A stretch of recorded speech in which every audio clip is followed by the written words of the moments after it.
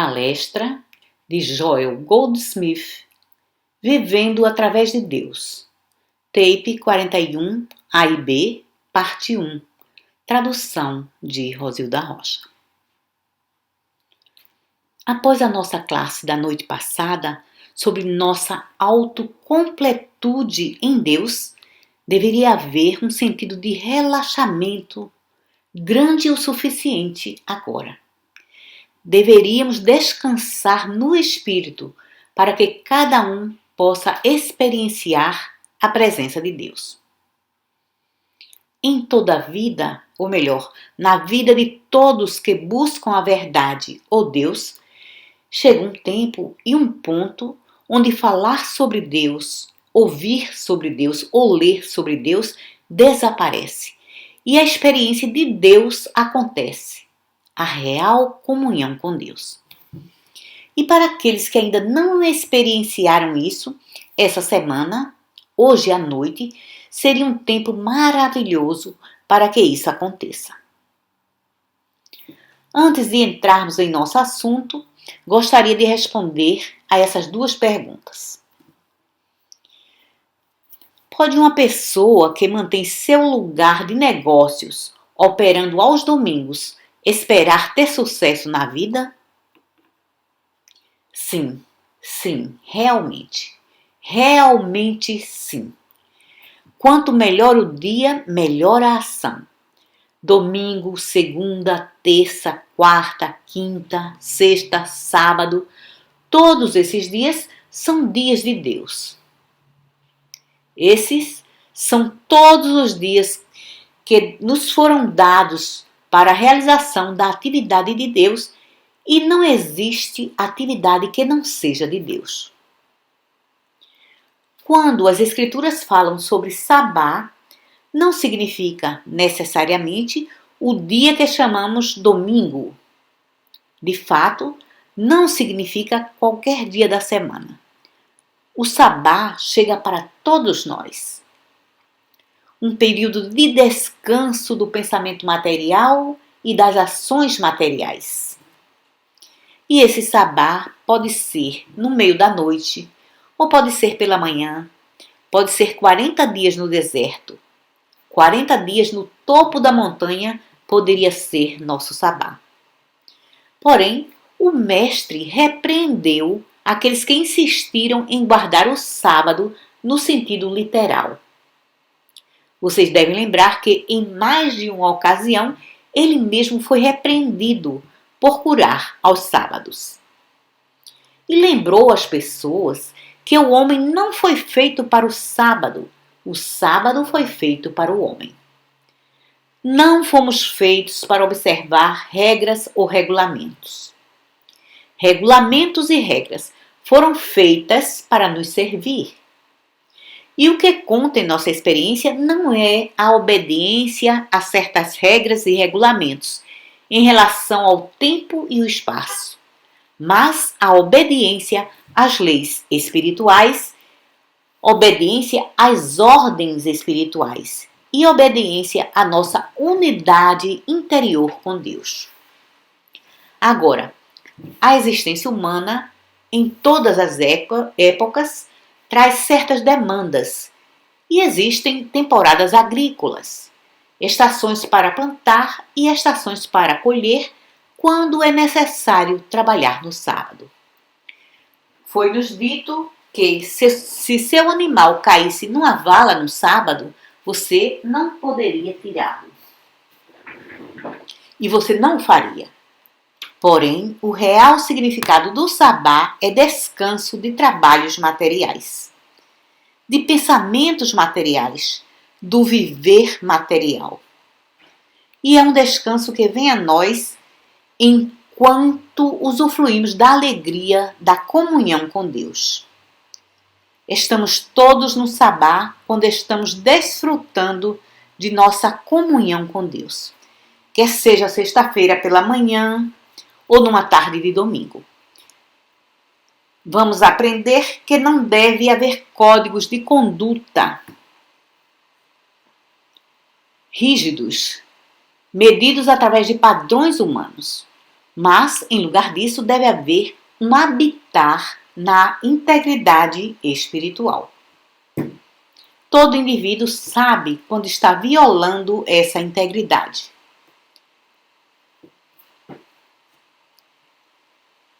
Temos exemplo disso em nossas leis de trânsito. Se estiver indo por uma rua do centro, onde o limite de velocidade é 20 milhas por hora, e a rua estiver cheia de crianças voltando da escola, você estaria violando sua integridade espiritual se estivesse a 20 milhas por hora, mesmo estando dentro da lei. Porque sabe muito bem que ninguém tem o direito de dirigir a 20 milhas por hora com um carro pesado numa rua cheia de crianças. E assim você estaria desobedecendo a lei de ame a seu próximo como a si mesmo. Ame também as crianças de seu próximo como ama as suas próprias. Por outro lado, à noite, nessa mesma rua, com o mesmo sinal de 20 milhas por hora, quando não tem nenhum carro ali, nem pessoas, nem crianças, eu tenho uma ideia de que se você acelerasse um pouco mais para 25 milhas por hora, não estaria quebrando nenhuma lei espiritual. Infelizmente, se fosse pego por um policial, poderia pagar uma multa por desrespeitar a lei legal. Porém, não penso que esteja quebrando a lei espiritual. E essa é exatamente a forma como as coisas são.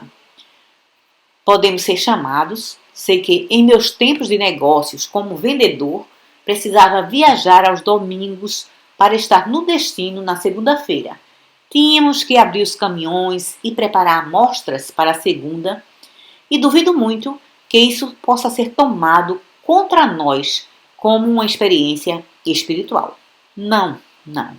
Existe uma lei do amor, existe uma lei de amar a seu próximo como a si mesmo. Existe uma lei de perdoar os nossos devedores como queremos ser perdoados. Existe uma lei de orar pelos nossos inimigos. Existe uma lei de perdoar 70 vezes 7. Vamos ser obedientes a essas leis e estou certo que mesmo pequenas infrações de umas poucas leis legais menores, aqui ou ali, não será usada contra nós no céu. Outra pergunta. Por que os maiores líderes espirituais tiveram tão severas provações e tribulações? Bem, provavelmente porque tiveram estudantes para ensinar. Bem, não quis dizer realmente isso como uma piada, isso é um fato real. Alguém que chega a um lugar que permite que seja considerado como um líder espiritual, grande ou não tão grande, alcançou certa medida de unidade com Deus. E nessa medida de unidade com Deus, de real unidade com Deus, você encontra a sua própria completude. Esse foi o assunto de nosso trabalho essa semana. Você descobre que à medida em que alcança qualquer grau de percepção espiritual, não apenas o grau de um grande líder ou professor espiritual, nem mesmo no grau de um líder ou professor espiritual, mas simplesmente um pequeno grão de percepção espiritual, e descobrirá que encontrou sua unidade com Deus. E que, ao encontrar isso, encontrou sua autocompletude, que é seu suprimento aparecerá abundantemente quando for preciso, sem nenhum grande estresse ou luta ou trabalho. Descobrirá que sua saúde é mantida num patamar razoavelmente muito bom. Não terá muita dificuldade com doenças. E descobrirá que as tentações da carne, aquilo que chamamos de pecado, aparecerão aqui ou ali, mas são prontamente resolvidas. Porque, tendo um pequeno grão de realização de sua unidade com Deus, tem sempre algo dentro de você que está lhe suprindo, alimentando, sustentando e ajudando-o a resistir aos chamados, às demandas do mundo. E assim, logo aprende que no que diz respeito, no que lhe diz respeito, você encontrou liberdade das provações e tribulações do mundo. E naturalmente, a esse tempo, estará numa posição de comprar uma pequena cabana nas montanhas, ou próxima ao mar, ou numa ilha em algum lugar. E daí em diante ter muito pouco estresse. A única coisa é, o espírito não o permitirá fazer isso e vai insistir que saia para ensinar as outras pessoas. E no momento em que faz isso, é quando traz para seus ombros provações e tribulações. E não apenas traz para seus ombros o antagonismo daqueles que não compreendem o Espírito e o Cristo. Não apenas traz para seus ombros a incompreensão dessas pessoas, mas seus próprios estudantes, até que tenham crescido e alcançado um lugar de percepção espiritual, estão também ainda parcialmente e muito frequentemente na carne e estão trazendo essas provações e tribulações à sua porta. Em outras palavras, a perseguição sofrida pelo Mestre não foi por causa de sua unidade com Deus, porém porque ele estava andando no mundo lá fora e ensinando a desafiar a lei humana e a obediência à lei espiritual. Como essa pergunta que tivemos anteriormente, você vê, chamaram a atenção de Jesus por trabalhar no sábado. Agora, isso não foi por causa de sua vida. Isso foi porque estava lá fora trabalhando para seus estudantes no sábado. Chamaram a atenção dele porque os discípulos apanharam milho, apanharam comida das fazendas e, provavelmente, legalmente, não estava certo deixá-los apanhar milho para a sua refeição. Se nós formos a uma plantação de laranja na Califórnia e apanharmos uma laranja da árvore, vamos pagar uma multa de $50 por isso.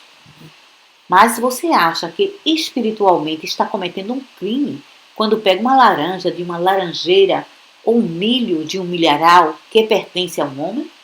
Não.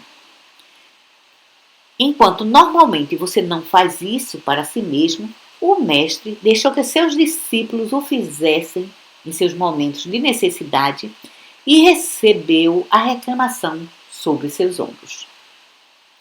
Dessa mesma forma, toda a perseguição que o Mestre sofreu da igreja hebraica foi por culpa dele? Foi por não haver encontrado sua unidade com Deus? Não. Foi porque ele estava ensinando os hebreus a encontrar a própria unidade deles com Deus e não ficarem tão preocupados com as regras e regulamentos e cerimônias e doutrinas da igreja. Vocês lembram que ensinamento revolucionário ele lhes deu quando disse que não mais deveriam adorar em Jerusalém, nem no templo sagrado? Vocês sabem que isso foi como se eu viesse a essa sala e dissesse que não deveriam vir mais ao centro da verdade. Isso foi revolucionário, certo?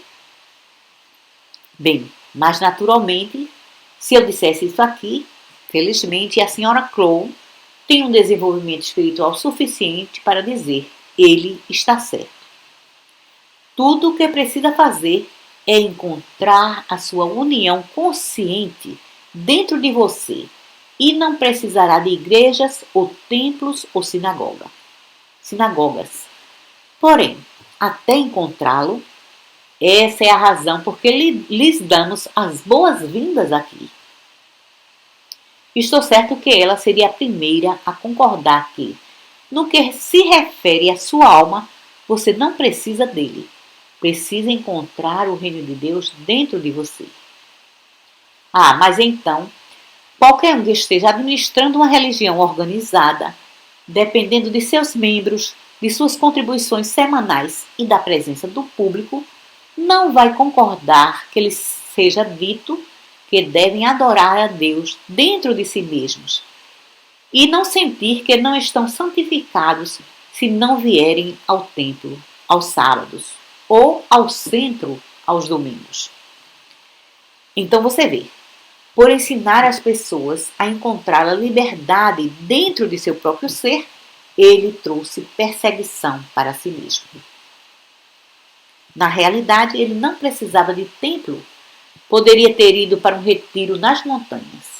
E, em lugar de permanecer ali por 40 dias, poderia permanecer por 40 anos e não ter nenhuma reclamação e nenhuma perseguição. Todavia, porque ele tentou libertar as pessoas da crença supersticiosa de que se não fossem ao templo no sábado, se não sacrificassem, se não dizimassem, não prosperariam, iriam para o inferno. Então, pela liberdade de seus estudantes, ele sofreu perseguição. E, novamente, por que sofreu a crucificação? Você pensa que ele precisava de uma lição sobre vida eterna ou imortalidade?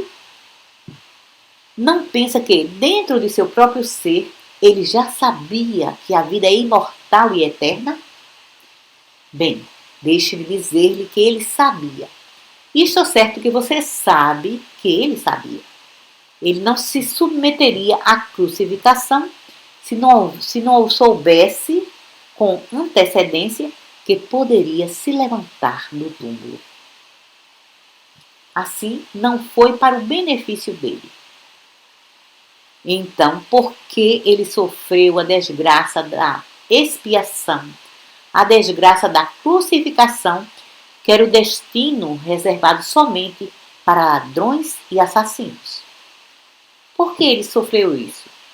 Pelos seus estudantes, para trazer para cada um deles a lição de sua imortalidade.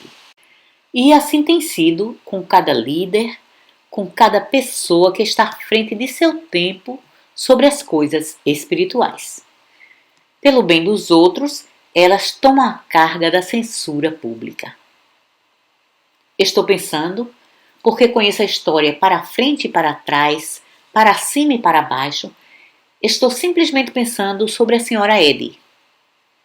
Estou pensando sobre uma mulher que encontrou sua unidade com Deus tão completamente, encontrou seu relacionamento divino com Deus tão completamente, que não apenas ultrapassou uma vida de individualismo e encontrou sua saúde, mas ela ultrapassou uma vida de pobreza e, dentro de uns poucos anos, ganhou umas centenas de milhares de dólares com a venda de seus livros e com seus ensinamentos. E poderia ter se retirado do mundo muito facilmente e vivido a vida perfeita de uma perfeita dama.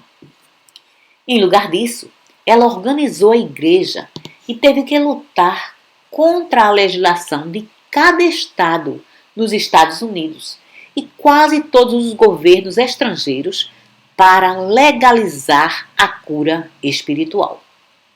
Ela teve que sofrer a censura e ser difamada pela revista McClellan, que para aumentar uma circulação em declínio, para aumentar seus rendimentos em declínio, decidiram tomar a mais falada figura no mundo, a senhora Eddy, e realmente bater forte nela. E assim fizeram.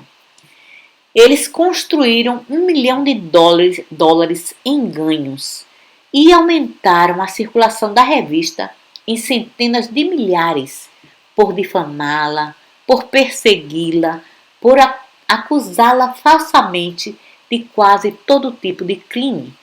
E, finalmente, induziram seu filho a assinar uma petição contra ela, acusando-a de insanidade. E a insanidade dela, de acordo com eles, consistia no fato de que ela fez cerca de $6 milhões, mas não tinha capacidade mental para tomar conta deles. Ela tinha capacidade apenas para fazer essa fortuna. mas eles achavam que ela não tinha capacidade para tomar conta desse patrimônio e que a corte devia lhes conceder esses 6 milhões. Bem, todos os registros sobre esse assunto estão disponíveis ao público. Você pode lê-los em qualquer livraria pública. E ela teve que suportar tudo isso e permaneceu firme. E aos 87 anos de idade, foi submetida a um comitê de 3 pessoas que veio à sua casa para investigar a sua sanidade mental. Bem, descobriram que ela era tão sã que o caso foi encerrado. Porém, o ponto é que, com 87 anos de idade, ela passou por esse período de provação e perseguição por uma razão. Estava trazendo para o mundo uma mensagem de cura espiritual. E naquele tempo era contra a lei. E ela teve que legalizar a cura espiritual e ver que tinha sido legalizada. E por que fez isso? Nós podemos praticar a cura espiritual. Agora, porque ela fez isso, não vamos para a cadeia, mesmo que o paciente morra sob nossos cuidados, porque não é considerado uma desonra maior do que quando qualquer pessoa morre sob cuidados médicos. E assim não existem complicações legais. Porém, isso não era verdade até que a senhora Ed gastasse seu tempo, esforço e 2 milhões de dólares na luta contra a legislação estadual para dar ao mundo um ministério de cura espiritual legalizado e com o qual todos nós agora somos beneficiados. E apenas gostaria de lhes lembrar também de Fox, dos Quakers e do místico ocidental Eckhart e todos esses místicos ocidentais europeus que foram expulsos de suas cidades, procurados, perseguidos de cidade em cidade e de um país para outro. E por quê? Eles encontraram a unidade com Deus e tudo o que precisavam fazer era se retirarem para uma pequena fazenda ou um lugar no interior e viverem felizes para sempre. Mas não. Foram para o mundo para ensinar, escrever e receber o ódio do mundo. Vocês sabem, da mesma forma que sei, que a maioria dos santos da Igreja Católica Romana, há um certo tempo, foram excomungados da Igreja ou foram presos e, em alguns casos, até mesmo executados pelas próprias coisas que, alguns anos depois, foram a causa de serem considerados santos. Ó sim, não sofreram por serem espirituais. Não foi porque encontraram a unidade com Deus. Foi porque, havendo encontrado essa unidade, tiveram a coragem de sair e lutar contra a ignorância organizada, a superstição organizada, o paganismo organizado, a exploração organizada e dizer ao povo a verdade. Sim, Robert Ingersoll pagou um preço alto por dizer ao povo que as igrejas não eram verdadeiras quando falavam sobre o inferno e condenação e sobre o Deus que os mandava para o inferno e os mantinha ali. Mas ele não pagou o preço porque alcançou a sabedoria espiritual. Pagou o preço por querer sair e ensinar e desafiar a superstição organizada. E assim, essa é a resposta. Se observar qualquer pessoa que tenha alcançado a percepção espiritual, que tenha alcançado sua união consciente com Deus, vai descobrir que a mesma alcançou justamente o que estamos revelando nas classes dessa semana. Alcançou a percepção e a demonstração de sua autocompletude em Deus. No grau em que você alcança a consciência espiritual, vai descobrir porque não precisa do homem cuja respiração está no nariz. Não precisa das formas e modos de viver humano. Você não precisa dos favores de homens ou de mulheres. Você não precisa de todos os apegos do mundo. Vai descobrir que ao alcançar uma medida de sua união consciente com Deus, Deus tem uma maneira de fazer jorrar o seu bem através de você, em você. Se necessário, como maná do céu, ou a multiplicação de pães e peixes, ou até mesmo encontrar ouro na boca do peixe. Porém, onde isso não for necessário, então virá através de uma avenida da vida diária, regular, normal. Seu bem virá a você através das pessoas, porém não das pessoas. E assim você viverá sua vida completamente independente do homem cuja respiração está no nariz. Entretanto, ainda associado aos homens, desfrutando essa vida com eles, porém, ainda assim, não estando obrigado a eles, nem eles obrigados a você. Você é capaz de libertá-los, deixá-los soltos, deixá-los livres para viverem suas próprias vidas. Partilhar com você, desfrutar com você. Porém, não os amarra em qualquer laço apertado de relacionamento pessoal, ou dever ou obrigação.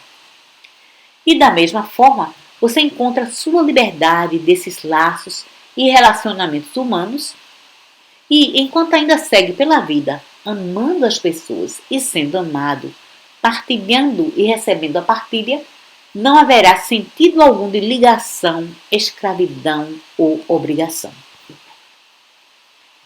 Agora, desde que mantenha isso, a vida pode ser uma canção doce e grandiosa. Porém, tão logo vá a uma esquina para pregar, você começa a violar as crenças e convicções das pessoas nas ruas.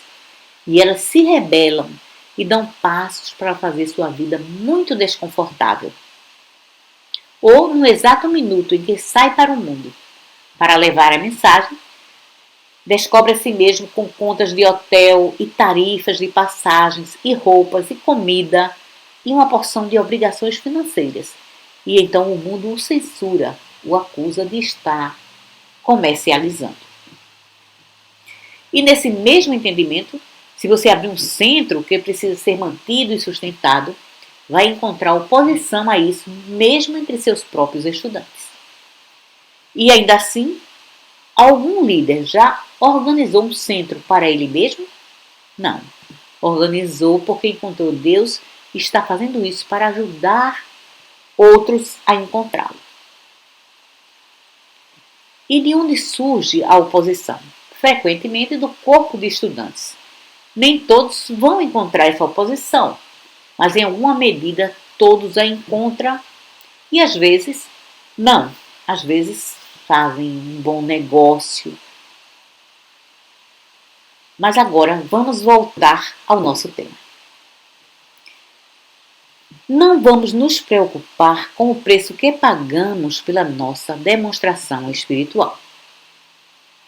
Porque não importa quão pesado seja, é muito prazeroso, mesmo que veja apenas uma pessoa aqui e outra ali, alcançar a liberdade. A liberdade da escravidão à doença, a liberdade da escravidão ao pecado, a liberdade da escravidão ao pecado, doença, falta ou limitação. E assim, se testemunhar a liberdade de uma pessoa dessas formas de escravidão, receberá sua alegria disso, independentemente de que, uma vez ou outra, possa receber um pouco de criticismo, condenação, julgamento, fofoca, calúnia e um pouco de outras coisas mais. Porém, a pessoa que alcançou sua união com Deus não se preocupa muito com isso. O único momento em que se preocuparia é se fosse culpada. Mas a maioria não é, não depois de haver alcançado a união consciente com Deus. Vamos voltar por um momento. Todo mundo sofre falta, limitação, pecado, doença e, ultimamente, morte, por causa do sentido de separação de Deus. Não existe uma real separação de Deus. O relacionamento é sempre aquele de um pai e o filho pródigo. Mas é ainda um pai, é ainda um filho, e tudo que o pai tem sempre pertence ao filho. Mas o filho, ele mesmo vai embora e estabelece um sentido de separação e está pobre. Não está realmente pobre. Ele ainda é herdeiro da riqueza de seu pai, mas faz a si mesmo pobre através do sentido de separação. Bem, nós também, ao estabelecermos uma palavra chamada eu, Joel, tenho estabelecido uma existência pródiga, estabeleci uma entidade e uma identidade por conta própria. E é isso. E penso sobre mim mesmo separado e à parte de todos os outros no mundo, inclusive de Deus. E a responsabilidade pelo meu bem é minha, é desse eu, Joel. Então, eu, Joel, estou muito ocupado tentando demonstrar suprimento e saúde e descubro quão pouco posso realizar e me torno cada vez mais louco e mais doente. Mas provavelmente algum dia eu possa dizer: vocês sabem, imagino se existe um pai. E quando esse tempo chega, a sabedoria está chegando e não demorará muito depois disso para que eu chegue à resposta. Sim, existe um pai. Retorne à casa de seu pai.